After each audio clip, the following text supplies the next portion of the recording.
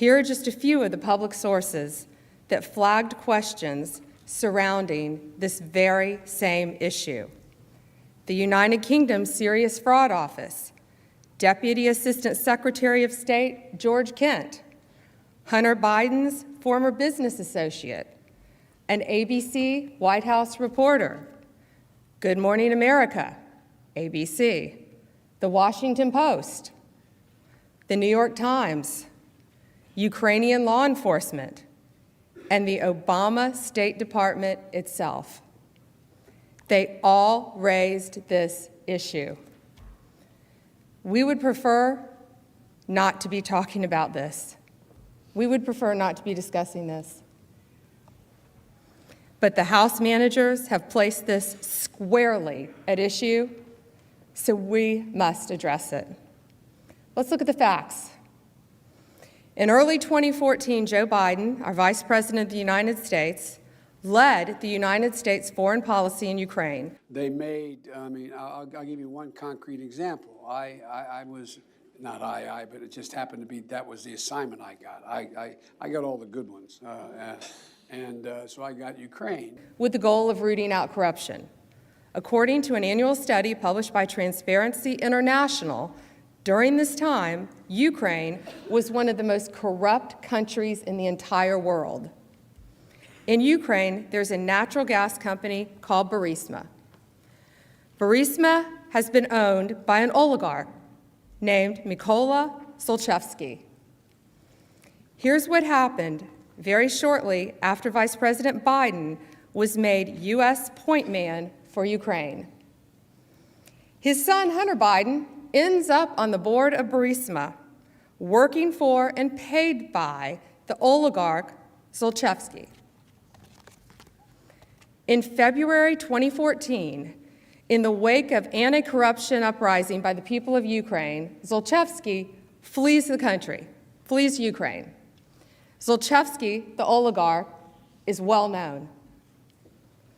George Kent, the very first witness that the Democrats called during their public hearings, testified Zlochevsky stood out for his self-dealings even among other oligarchs.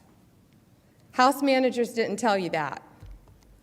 Ambassador Kurt Volker explained that Burisma had a, quote, very bad reputation as a company for corruption and money laundering, end quote. House managers didn't tell you that.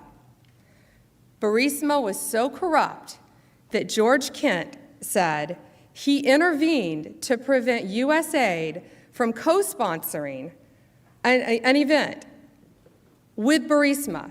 You know what this event was? It was a child's contest, and the prize was a camera. They were so bad, Burisma, that our country wouldn't even co-sponsor a children's event with Burisma. In March 2014, the United Kingdom Serious Fraud Office opens a money laundering investigation into the oligarch Zlochevsky and his company, Burisma. The very next month, April 2014, according to a public report, Hunter Biden quietly joins the board of Burisma. Remember, early 2014 was when Vice President Biden began leading Ukraine policy. Here's how Hunter Biden came to join Burisma's board in April 2014. He was brought on the board by Devon Archer, his business partner.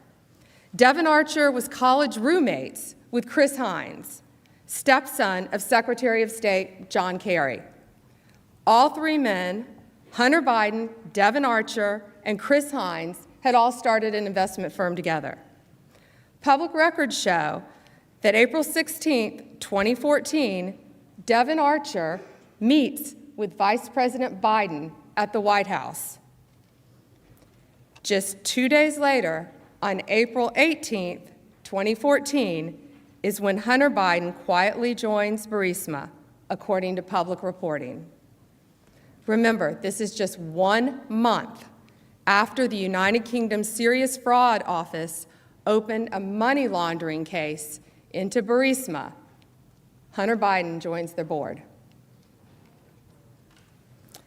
And not only 10 days after Hunter Biden joins the board, British authorities seize $23 million in British bank accounts connected to the oligarch Zlochevsky, the owner of Burisma.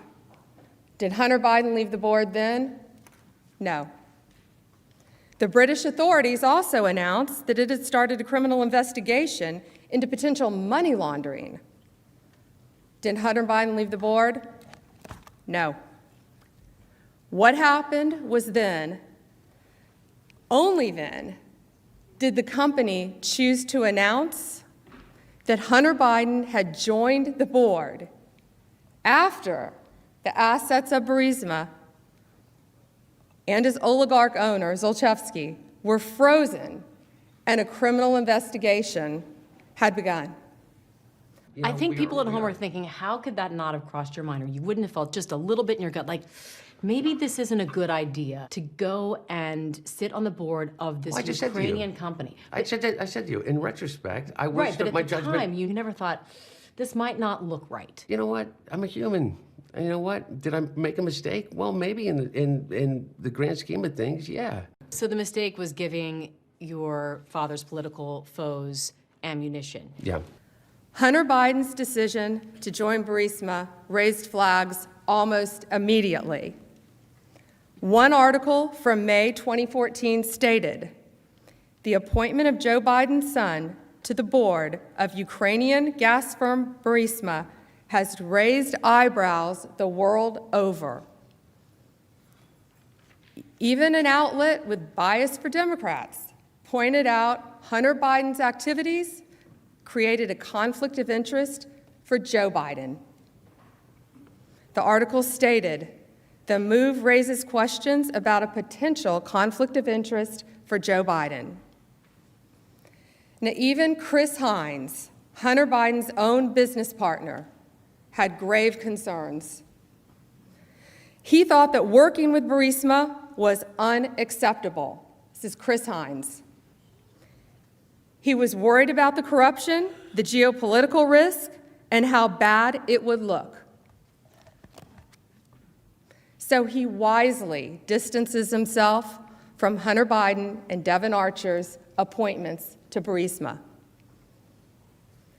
He didn't simply call his stepfather, Secretary of State, and say, "I have a problem with this." He didn't tell his friends, "Hey guys, I'm not getting on the board. I want nothing to do with this."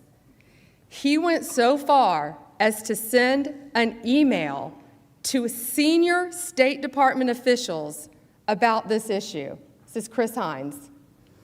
He wrote, "Apparently, Devon and Hunter have joined the board of Burisma, and a press release went out today. I can't speak to why they decided to, but there is no investment by our firm in their company." What did Hunter Biden do? He stayed on the board. What did Chris Hines do? He subsequently stopped doing business with his college roommate, Devon Archer, and his friend, Hunter Biden. Chris Hines' spokesperson said, "The lack of judgment in this matter was a major catalyst for Mr. Hines ending his business relationship with Mr. Archer and Mr. Biden." Now, the media also noticed. The same day, an ABC News reporter asked Obama White House Press Secretary Jay Carney about it. Here's what happened. Hunter Biden has now taken a position with the largest oil and gas company, holding company in Ukraine. Is there any concern about at least the appearance of a conflict there? See the vice president. I would refer you to the vice president's office. I saw those reports. Hunter Biden and other members of the Biden family are obviously private citizens, and where they work is not does not reflect an endorsement by the administration or by the vice president or president. But I would refer you to the vice president's office. The next day, the Washington Post ran a story about it. It said, "The appointment of the vice president's son to a Ukrainian oil board looks nepotistic at best nefarious at worst. Again, the appointment of the vice president's son to a Ukrainian oil board looks nepotistic at best, nefarious at worst. And the media didn't stop asking questions here. It kept going. Here's ABC. You have to fight the cancer of corruption. But then, something strange happened. Just 3 weeks later, a Ukrainian natural gas company, Burisma, accused of corruption, appoints Hunter Biden, seen here in their promotional videos, to their board of directors, paying his firm more than $1 million a year. Here's more from ABC. Continued on. And Ukraine wasn't the only country where Hunter Biden's business and his father's diplomacy as vice president intersected. It also happened in China. This video shows Chinese diplomats greeting Vice President Biden as he arrived in Beijing in December of 2013. Right by his side, his son Hunter. Less than 2 weeks later, Hunter's firm had new business, creating an investment fund in China involving the government-controlled Bank of China. With reports, they hope to raise $1.5 billion. In fact, every witness who was asked about Hunter Biden's involvement with Burisma agreed there was a potential appearance of a conflict of interest. Multiple House Democrat witnesses, including those from the Department of State, the National Security Council, and others, unanimously testified there was a potential appearance of a conflict of interest. These were their witnesses. How much money did Hunter Biden get for being on the board? Well, you start looking at this bank records, according to reports, between April 2014 and October 2015, Burisma paid more than $3.1 million to Devon Archer and Hunter Biden. That's over the course of a year and a half. How do we know this? Some of Devon Archer's bank records were disclosed during an unrelated federal criminal case having nothing to do with Hunter Biden.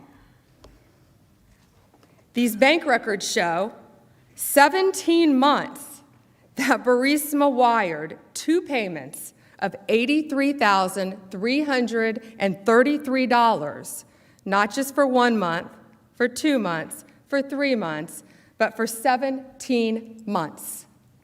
According to Reuters, sources report that of the two payments of $83,333 each, one was for Hunter Biden and one Devon Archer.